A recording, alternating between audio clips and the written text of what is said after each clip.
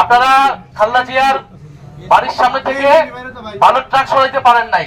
আজকে হয়তো আমরা নির্বাচন করতেছি দুইটা পক্ষ হয়ে, কিন্তু এর মানে এই না যে আওয়ামী লীগের কায়দায় তারা নির্বাচনে তাদের প্রতিদ্বন্দ্বীকে তারা অপদস্থ করবে, হেনস্থা করবে, নির্বাচনে বাধা তৈরি করবে। এবং এই সকল কিছু একটা পরিকল্পনার অংশ, যেই পরিকল্পনা, যেই প্ল্যানের কথা আমরা শুনে আসছি তারেক রহমান দেশে আসার পর থেকে।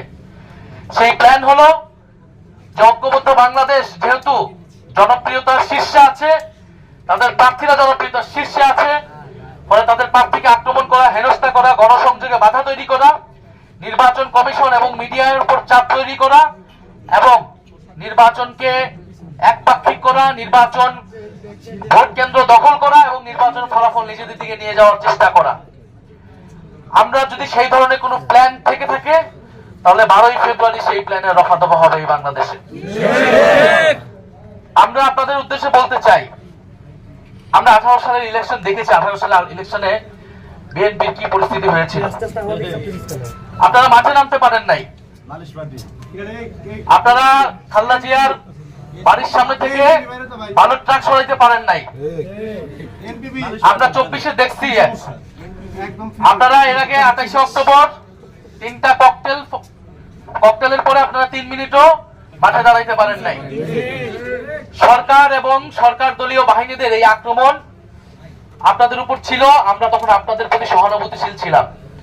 আমরা আপনাদের পক্ষে দাঁড়িয়েছি, আমরা ভিন্ন মতের পক্ষে দাঁড়িয়েছি, বিরোধী মতের পক্ষে দাঁড়িয়েছি। কিন্তু এখন বলা হচ্ছে সমালোচনা বন্ধ করতে হবে, সমালোচনা নাকি করা যাবে না। আপনারা যদি একই আওয়ামী লীগের রাজনীতি করেন, আওয়ামী লীগের কায়দায়, সন্ত্রাসী কায়দায় আপনাদের প্রতিদ্বন্দ্বীকে ভোটের মাঠে ঠেকাইতে চান, তাহলে আপনাদের সাথে আওয়ামী লীগের পার্থক্য কি? আপনাদের সাথে কার্যত আওয়ামী লীগের পার্থক্য, সেই পার্থক্য ধীরে ধীরে আসলে সেই পার্থক্য উঠে যাচ্ছে।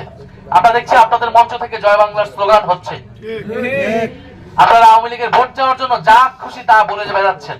আপনারা যদি ভেবে থাকেন যে এভাবে আমাদের প্রার্থীদেরকে আপনারা হেনস্থা করে, বাধা তৈরি করে আপনারা নির্বাচন জিতে যাবেন, তাহলে আপনারা ভুল ভাবছেন। আপনাদের উদ্দেশ্যে এটাই বলবো যে গণ অভ্যুত্থান পরবর্তী বাংলাদেশে আমরা একটি সৌহার্দ্য, সম্প্রীতি এবং গণতান্ত্রিক পরিবেশ চেয়েছি। আমরা এখনো সেটাই চাচ্ছি।